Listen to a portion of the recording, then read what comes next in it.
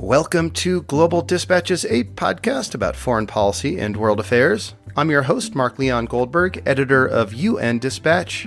And in this show, we discuss topical global issues, have conversations with foreign affairs thought leaders and newsmakers, and give you the context you need to understand the world today. Go to globaldispatchespodcast.com to learn more. And now on with the show.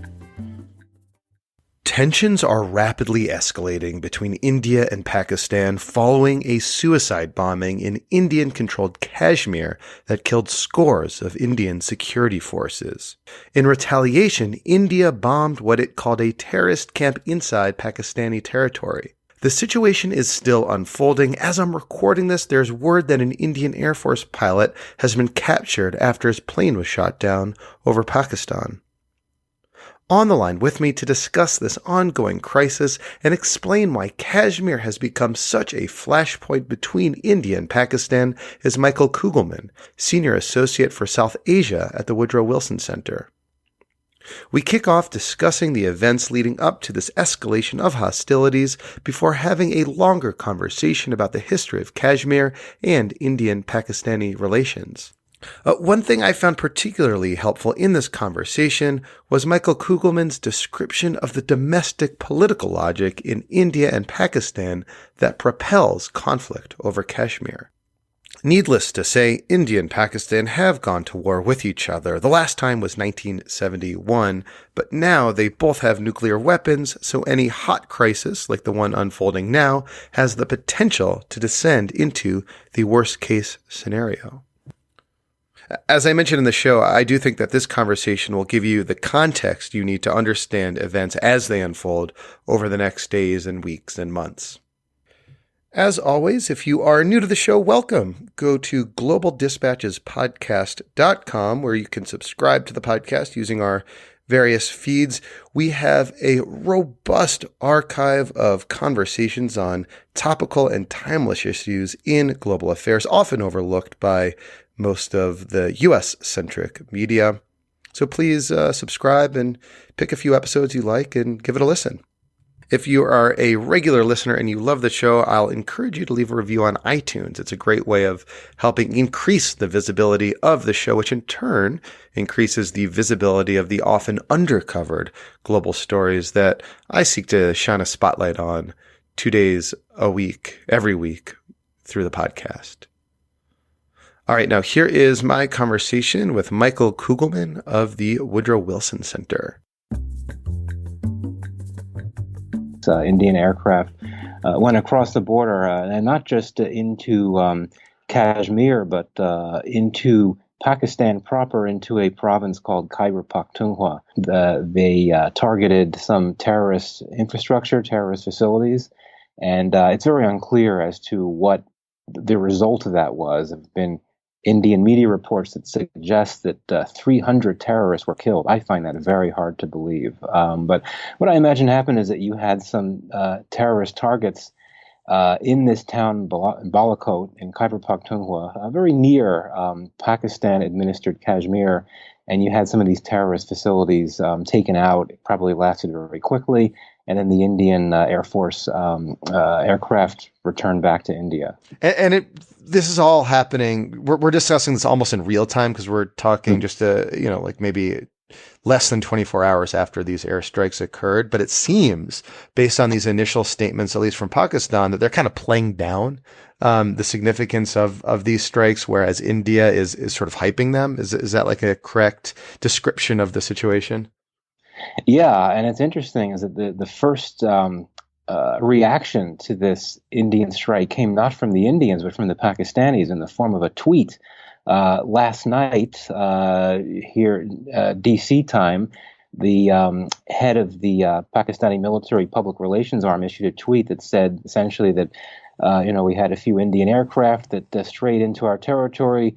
We made sure they didn't do anything. They dropped some payload harmlessly, and then they left. So yes, it was the Pakistanis have really downplayed what happened, which is really in marked contrast to the way the Indians have pitched it, both in the Indian media reports, but more importantly in the official press statements from the Indian Foreign Office, which is basically laid out this very well choreographed, complex operation to take out several hundred terrorists. So, the narratives are sharply divergent. But this is nothing new. This is how it works when these things happen in India-Pakistan relations. So we're going to spend the bulk of this conversation sort of setting the context for listeners to understand events as they may unfold over the next, several weeks, because, it's a little hard to kind of do like sort of on the spot analysis of the implications of this crisis. So what I'd rather do is sort of talk about the events that led to this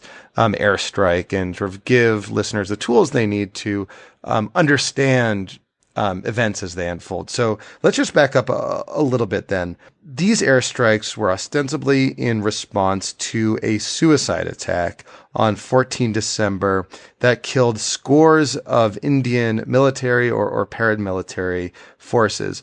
What do we know about that attack, who carried it out, and who was killed and targeted by it? Yeah, so on February 14th, a sole suicide attacker, militant, in the district of Pulwama in India-administered Kashmir, essentially drove a truck into a convoy of Indian paramilitary forces. And the death toll estimates have differed, but it seems like somewhere between 40 and 50 of these Indian paramilitary forces were killed. And the militant that carried out the attack was a member of a terrorist organization, a Pakistani terrorist organization called Jaish-e-Mohammed.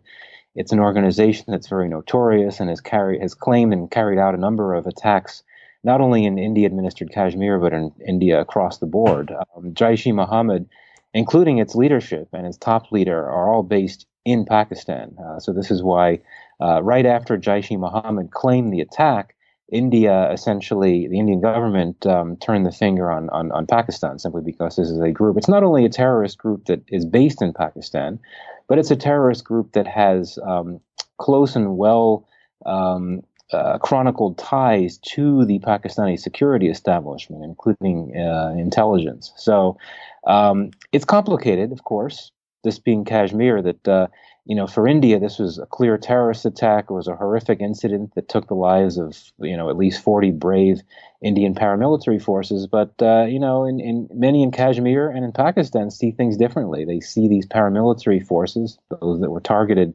in the attack, as villains, as those that embody the very heavy-handed security tactics used by the Indian state in Kashmir, and these paramilitary forces are hated by many locals in Kashmir. So, what India sees is a clear terrorist attack. You have many in Kashmir and in Pakistan that see this as a heroic feat, a case of a freedom fighter going after those that have tormented local people in Kashmir for many years. So, a couple of questions. First,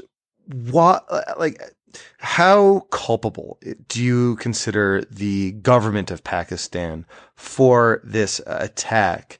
And if this attack was indeed somehow directed or done with the, wink of a nod from the Pakistani security services, what is like the strategic logic of this kind of suicide attack?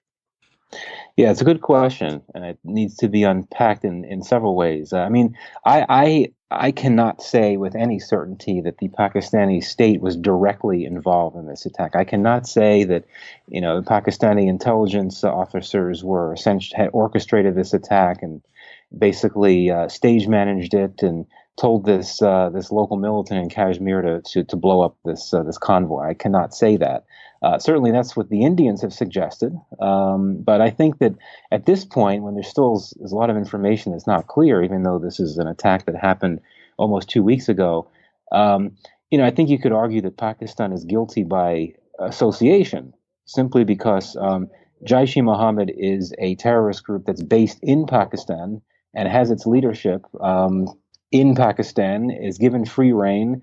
And the top leader of Jaish-e-Mohammed has very close ties to the Pakistani state. So even if the Pakistani state did not actually orchestrate this attack on these paramilitary forces in India, the bottom line is that the group that claimed the attack and carried out the attack is based in Pakistan. So, now, in terms, yeah, okay, can I just ask along those lines, like, what are like the bureaucratic politics in Pakistan that allows that situation to happen, to fester, allows like the context in which you have this terrorist group that launches attacks in India, given sort of a free reign and sort of being able to operate somewhat unfettered. Yeah. I mean, I'm just kind of curious to know, like, I take it, the sort of bureaucratic politics of Pakistan can sometimes be opaque, but what do you infer? Well, it's more than bureaucratic politics in Pakistan. I would argue that it gets to the heart of the very underlying strategy of the Pakistani military, which at the end of the day calls the shots when it comes to public policy in Pakistan. Essentially, what you're looking at is that Pakistan Pakistan's military projects India as a threat. It views India as which is true, a much more powerful, much larger country with a more powerful military than Pakistan's. And Pakistan's military knows that it's not able to push back against India through the use of conventional military force. India and Pakistan have fought several wars over the last 70 years or so, and India has won all of them convincingly. So basically, Pakistan looks at an organization like Jaish-e-Mohammed, the terror group that carried out the attack on February 14th, looks at a group like that as an asset, a useful asset. I would describe it as an asymmetric asset because it can be used to push back against India in ways that Pakistan's conventional military forces cannot be used, simply because they are inferior to those of India. So, Pakistan it uses these asymmetric assets in two forms. One is by harboring ties to these terrorist organizations to push back against India. Its other asymmetric asset is its nuclear weapons program. So basically, that's why, and it's a good question. People ask all the time, well, what does Pakistan think it gets out of maintaining ties to these horrific terrorists, particularly when any terrorist organization is inherently destabilizing? Unfortunately, for Pakistan and for its military that calls the shots, these terror groups are useful because they can stage attacks in India. They can undercut India in ways that Pakistan's conventional military forces cannot. So, can we take a step back a little bit and learn more about Kashmir itself and why it's a disputed territory? You mentioned earlier the heavy-handed tactics of Indian security forces in Kashmir sometimes create a reservoir of resentment among a certain portion of the population there that, might give rise to sympathies, against the Pakistani state and might, create like a reservoir of resentment.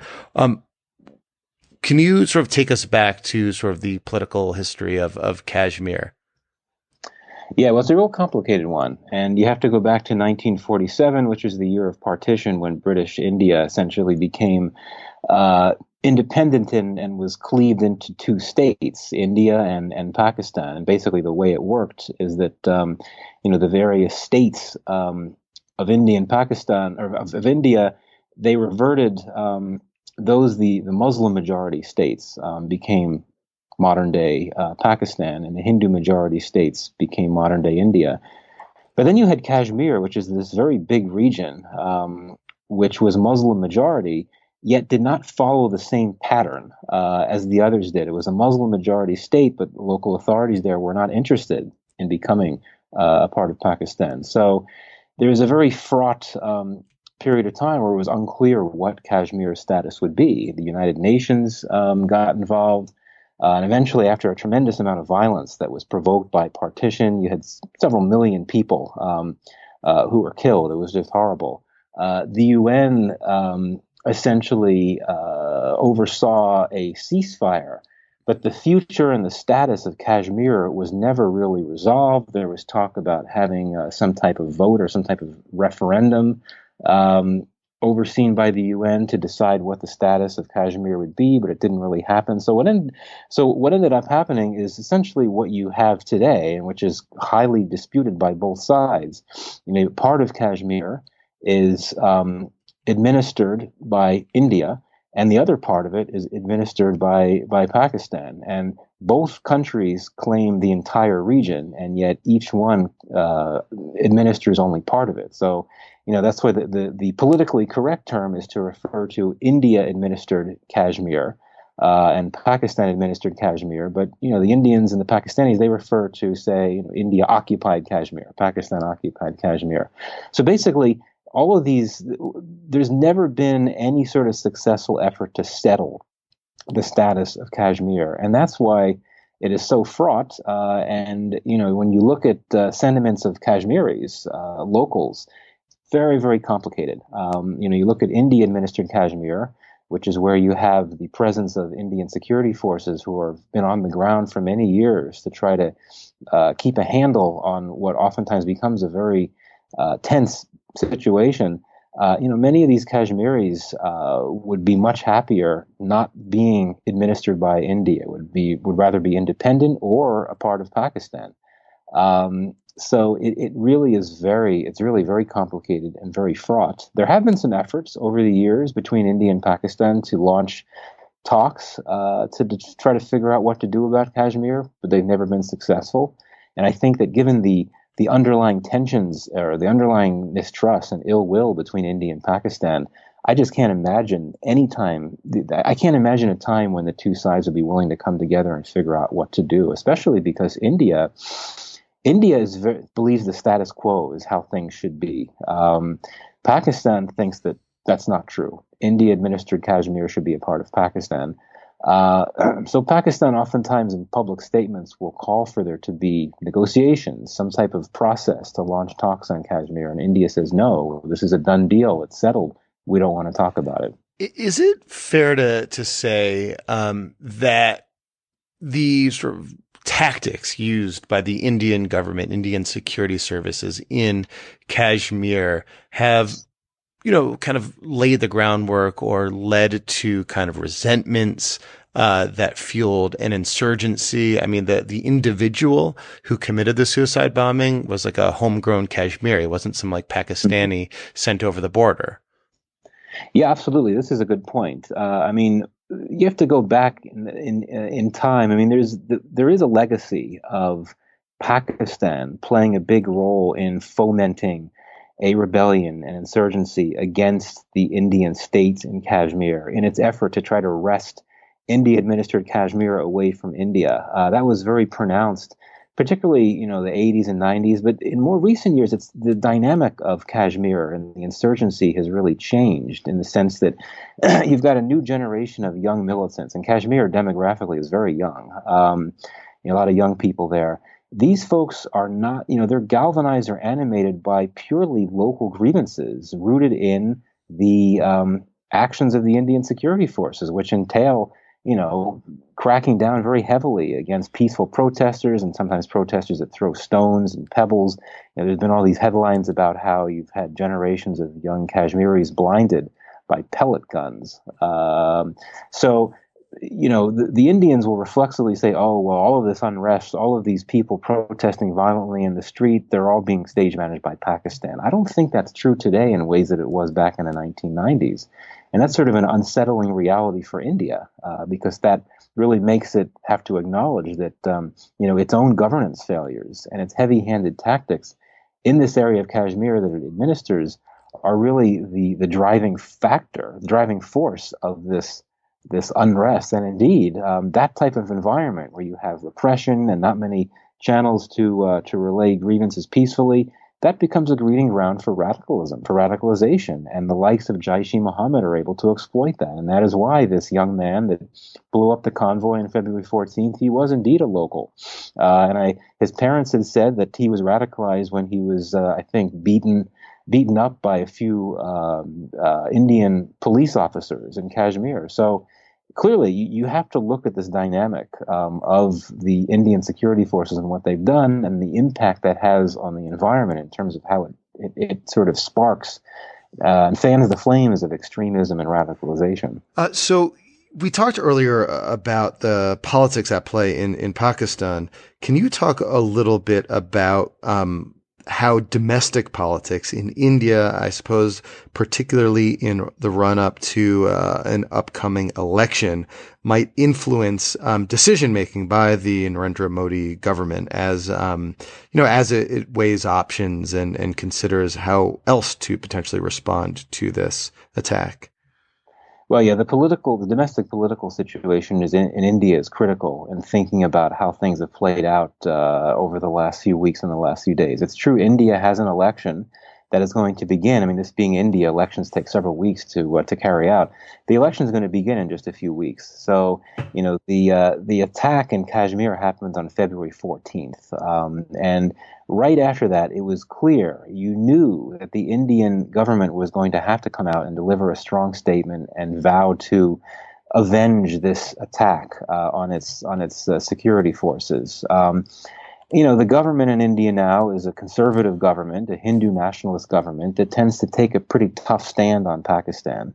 Talking tough on Pakistan always plays well politically in India, including on the campaign trail. So it was very clear that once this attack on Indian security forces happened, and once the Indian government started making vows and threats to avenge it, you knew that something was going to happen. You knew that the government could simply not afford to just sit on its hands after making these threats. So I think what happened with this Indian strike in Pakistan, perfectly predictable in my view. And I think that this one strike has essentially achieved what India needed to achieve politically. I think it's proven to the Indian voting public that their government is going to follow through on their threats. They're not going to let Pakistan get off scot-free, so to speak. And I think now, unless Pakistan retaliates in some big way, I don't envision India feeling the need to, at least in the immediate term, carry out any additional punitive strikes on Pakistan. I think that the important thing was to do something visible, do something muscular fairly quickly in order to appease a very angry public, and particularly given the political exigencies of this election coming in just a few weeks. And I should say the Indian government had been increasingly vulnerable in the last few weeks. There have been rising unemployment. The economic reform plan that the Indian government had promised to carry out really struggled. So, it's sort of unfortunate to put it this way, but the terrorist attack in Kashmir on February 14th was somewhat of a political boon for the Indian government. It gave it an opportunity to, have this rally around the flag thing, and it gave it an opportunity to stage this reprisal attack in Pakistan, which obviously is going to be very popular among the entire Indian political populace. So really now the potential for escalation lies with how Pakistan may respond to this coming attack. Is that sort of, or pardon me, that the potential for escalation now relies on how Pakistan responds to the Indian airstrike? Well, yes, the ball is certainly in Pakistan's court right now. India has staged this attack. Pakistan has had press conferences in which they said essentially, we will respond at a time of our choosing. So basically, they're just trying to set things up for some type of retaliation.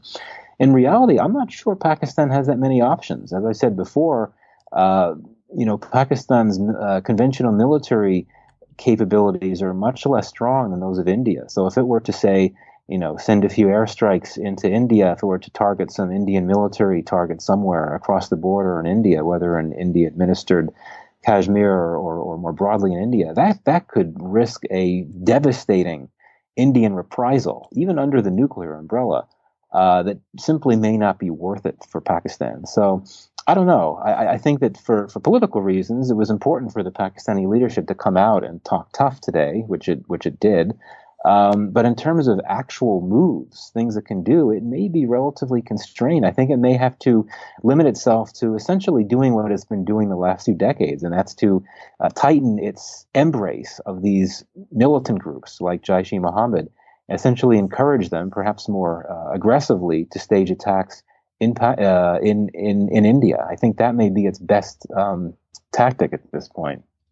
So that, as you just said, the response by India to Pakistan was entirely predictable. The political impact of this in Indian domestic politics to help shore up support for the BJP, for Narendra Modi's party, it all seemed just like so predictable. And I guess I'm just trying to wrap my head around like why like what advantage was gained by Pakistan or Jaish-e-Mohammed by launching this attack? Like, how did they benefit? Well, I mean, it depends. If we assume that Pakistan actually had a role in it, a direct role, which I don't think is necessarily the case, then yeah, it makes sense to ask that question, because clearly, this was one of the deadliest attacks in Kashmir in many years, certainly one of the deadliest attacks on Indian security forces. Obviously, Pakistan would have had to know that India was not going to just sit quietly. But if you just think of this as an attack staged by Jaish-e-Mohammed without any necessary tactical or other notable support or assistance from Pakistan, well, Jaish-e-Mohammed has his own reasons for wanting to carry out an attack like this.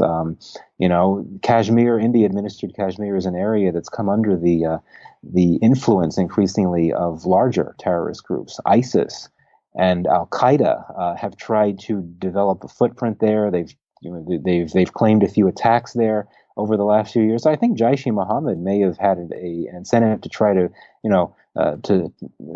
for lack of a better phrase, reassert its jihadist street cred in Kashmir by carrying out this attack and showing that it's still very potent, which it clearly is. And at the end of the day, it's a terrorist organization. It's out there to cause fear and cause terror. But also, let's not forget that Jaish-e-Mohammed it's not just there to kill people. It has a political objective of trying to undercut the control of the Indian security forces in Kashmir, so that it would make it easier for Pakistan to try to wrest India-administered Kashmir from India. So, there's different factors involved. Depends on, again, who really was involved in this attack. If it was Jaish-e-Mohammed with assistance from Pakistan, or just Jaish-e-Mohammed. If it's just Jaish-e-Mohammed, I think you could identify clearly some compelling reasons why they decided to do this when they did. So I have to imagine, and just to wrap up, experts like yourself have, thought through and maybe like game theoried situations under which India and Pakistan may, go nuclear with each other. Is an attack like this and is a situation like this sort of part of the step and the logic that might lead to, the worst outcome possible?